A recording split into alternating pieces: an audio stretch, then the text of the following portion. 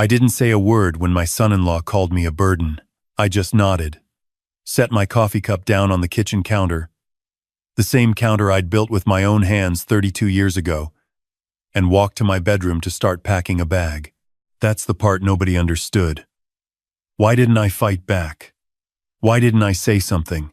My neighbor Dorothy asked me that same question 3 weeks later, standing in the driveway of her own house, watching me load the last of my things into my old pickup truck. I told her what I'll tell you now. Sometimes the smartest thing a man can do is smile, say nothing, and let people believe they've already won. My name is Walter. I'm 67 years old. I spent 41 years building a small but profitable auto repair shop in Denton, Texas. Nothing glamorous. A 4-bay garage, 8 employees at peak. A loyal customer base that kept coming back because I was honest with them and I knew what I was doing. My wife Patricia passed 9 years ago, breast cancer, caught too late, and after that the shop was the thing that kept me going. Every morning I'd pull on my work shirt, drive the 12 minutes from my house to the shop, and lose myself in something I understood. My daughter Claire is 34. She's sharp, stubborn, and looks so much like her mother it used to make my chest ache when she walked into a room. I love her completely.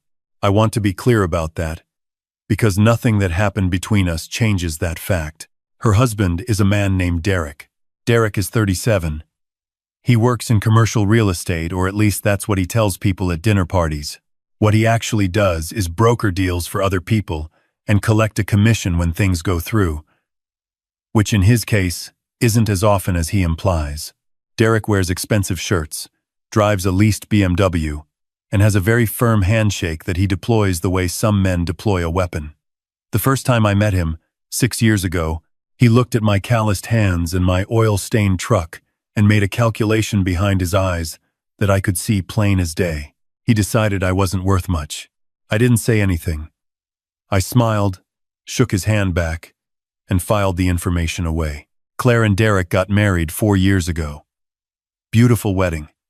I paid for most of it, though Derek insisted on contributing in ways that were mostly theoretical. 18 months after the wedding, Claire got pregnant. That's when the conversation started. It began reasonably enough. Claire called me one Sunday afternoon and said they were worried about space. Their apartment was a 2-bedroom in Frisco. With a baby coming, they needed more room. Had I thought about, maybe she paused here, chose her words carefully, had I thought about what I was going to do with the house eventually? I told her I was going to keep living in it. I was 65 and in good health. I had no plans to go anywhere. She said, of course.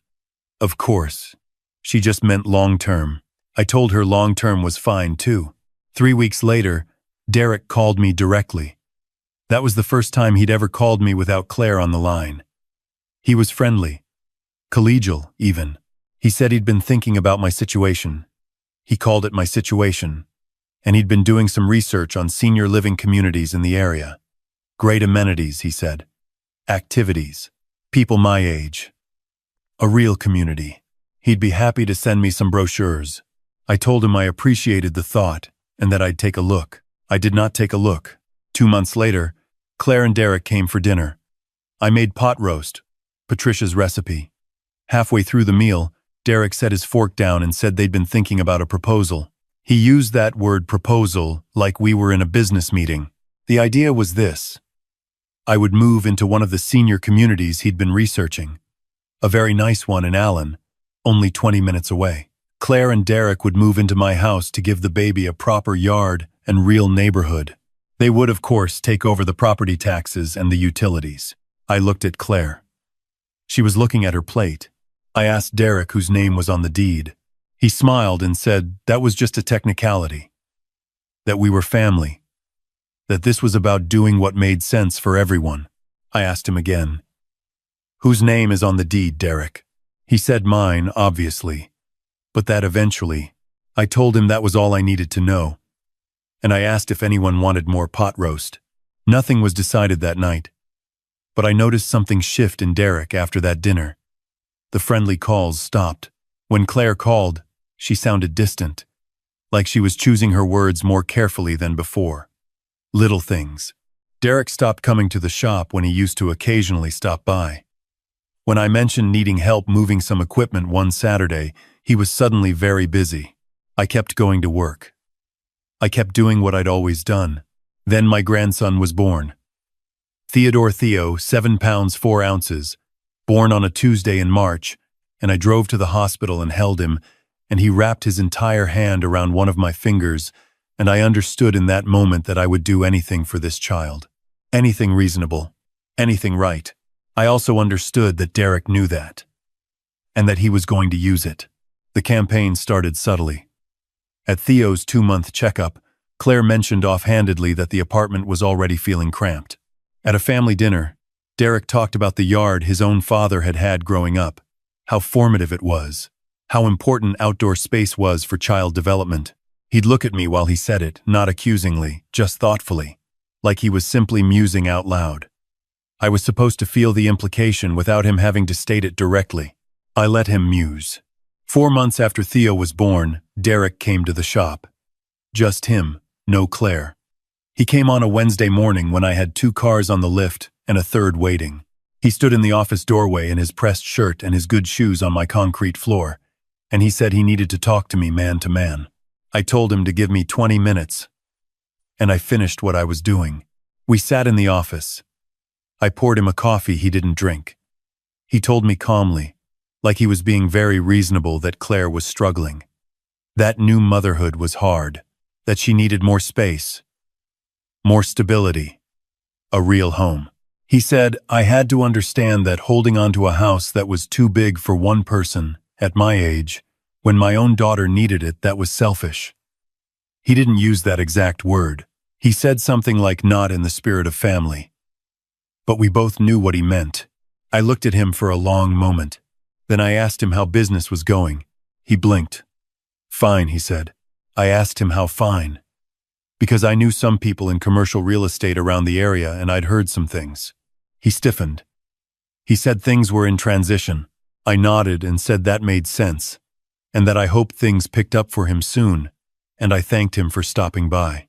He left without finishing the conversation he came to have.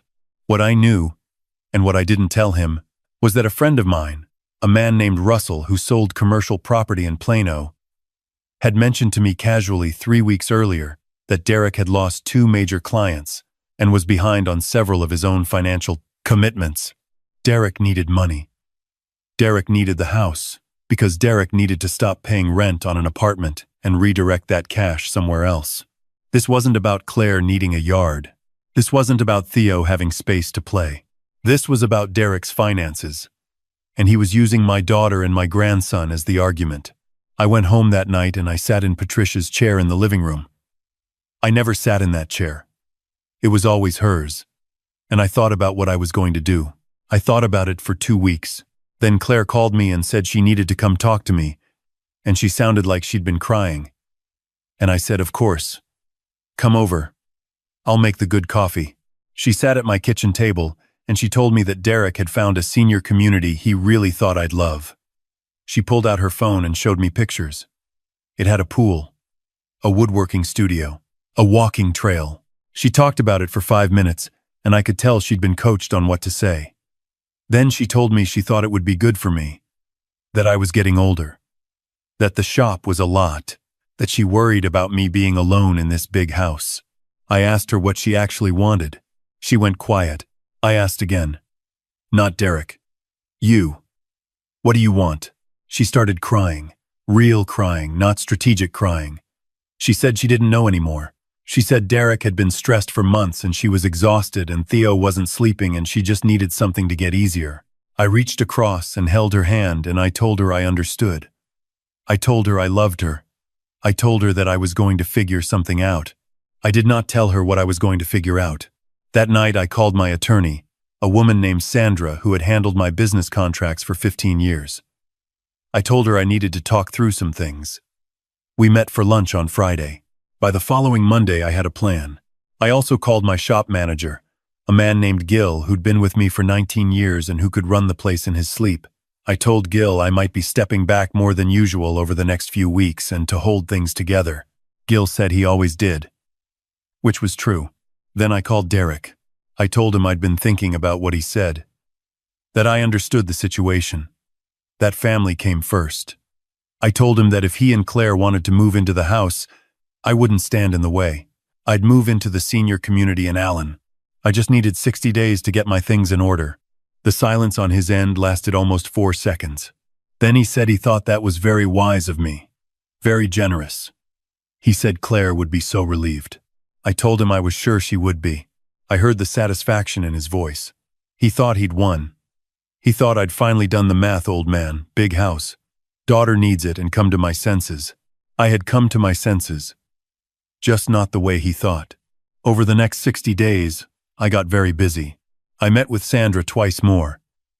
I had the property formally appraised. It came in at $412,000, which would have surprised Derek considerably if he'd known. I contacted a property management company in Denton that I'd used once before when I rented out a small storage unit I owned.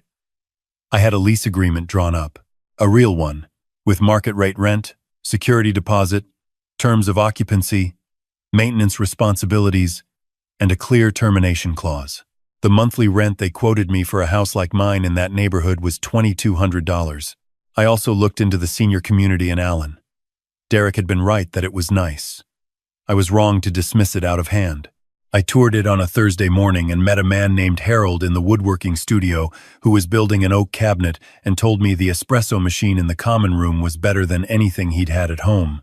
I put myself on the wait list, not because Derek told me to, because it actually seemed like a good place, and because what I was about to do was going to require a clean exit.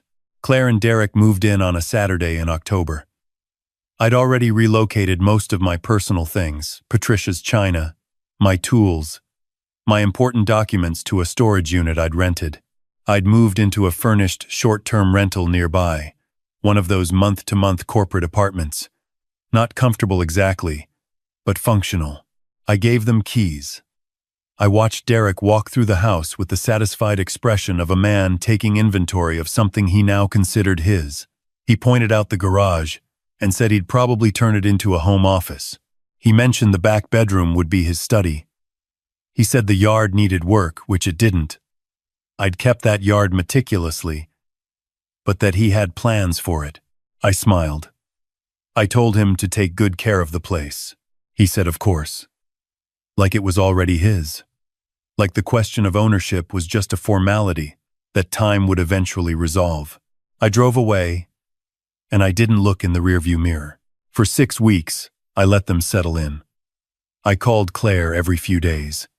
I visited twice. She met me on the porch, which I found notable, and I held Theo and pretended everything was normal. Derek was always somewhere else in the house during those visits. Busy with work, Claire said. Always busy. I ran into Dorothy one afternoon while I was visiting. Dorothy, who'd lived next door for 22 years, she pulled me aside and told me quietly that Derek had introduced himself to the neighbors as the new owner, that he'd told the family across the street that I had decided to retire to a care facility, that he'd told the woman 2 doors down that the house had been transferred to the family. I thanked Dorothy. I gave her my cell phone number. I told her to call me if anything happened that seemed unusual. She called me 11 days later. She said Derek had asked her if she knew anyone who might be interested in renting a room.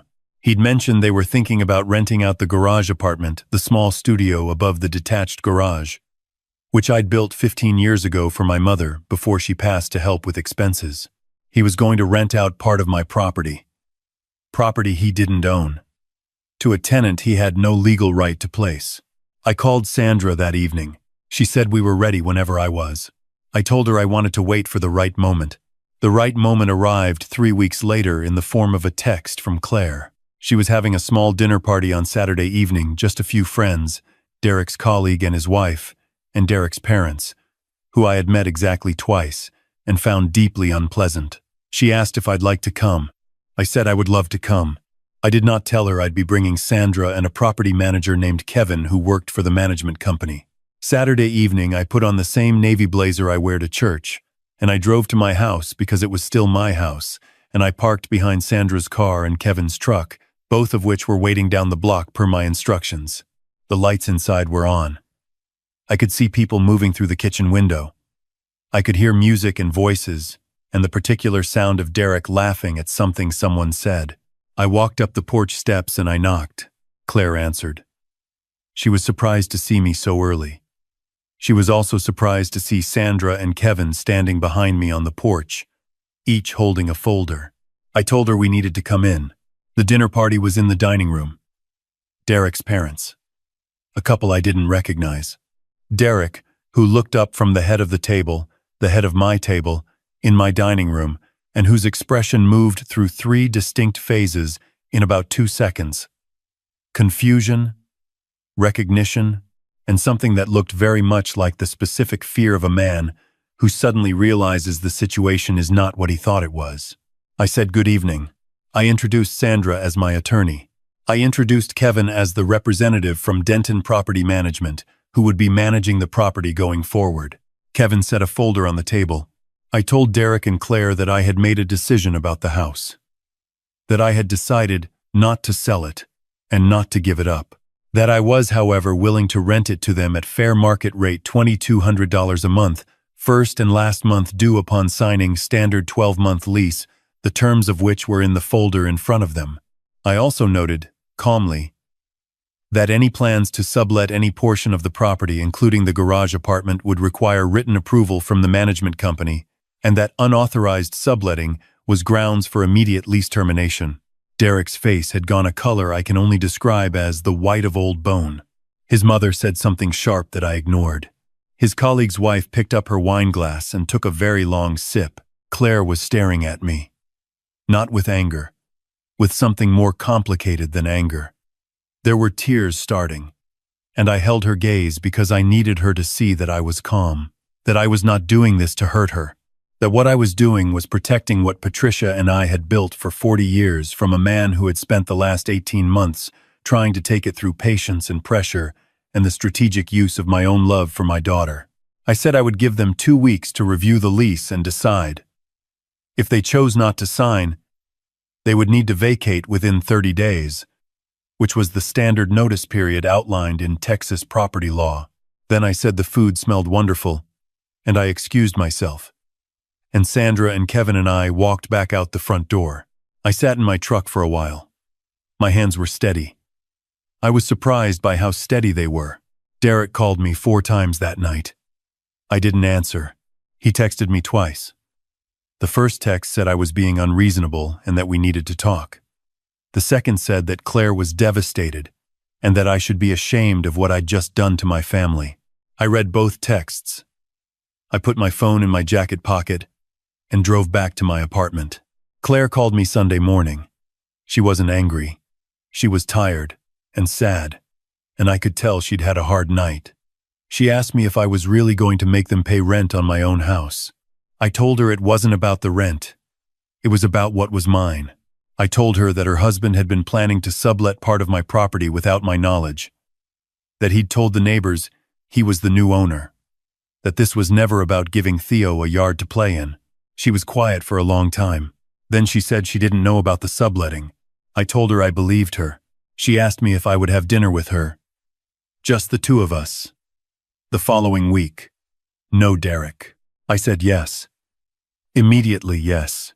3 days after that dinner, a dinner where we talked for 3 hours and cried some and laughed some, and I told her things about her mother she'd never heard. Claire told me that she and Derek were going to stay with his parents temporarily, that she wasn't sure about the lease, that she was not sure about a lot of things. I told her I was sure about her, about Theo, about us. A week after that, Derek called me for the first time without an agenda in the 18 months I'd known him. He was in his car. I could tell, because of the road noise behind him. He was quiet for a moment and then he said he was sorry. He said he'd made it about money and he'd put Claire in the middle, and he knew he'd gone about everything wrong. I asked him if Claire knew he was calling me. He said no. I told him to tell her that going around her was how he'd made this mess, and fixing it couldn't start with another thing he kept from her. He said okay. Then he asked me if I would consider, if they ever got back on their feet, if I would consider working out something fair for the house, something where everyone was considered. I told him that was a conversation for a different day. For after he'd had some honest conversations with his wife and probably a financial advisor and possibly a therapist, he made a sound that might have been a laugh, or might have been something else. I told him to take care of Claire. And Theo. That was the job. He said, "Yes, sir." That surprised me. I hadn't expected him to say that. 2 months later, I moved into the community in Allen. My unit overlooks the walking trail, and I have a small patio where I keep 2 chairs and a folding table. Harold from the woodworking studio turned out to be good company. We play chess on Tuesday evenings, and he consistently beats me, which I find oddly enjoyable. The house is being rented by a young couple school teachers, both of them who found it through Kevin's management company.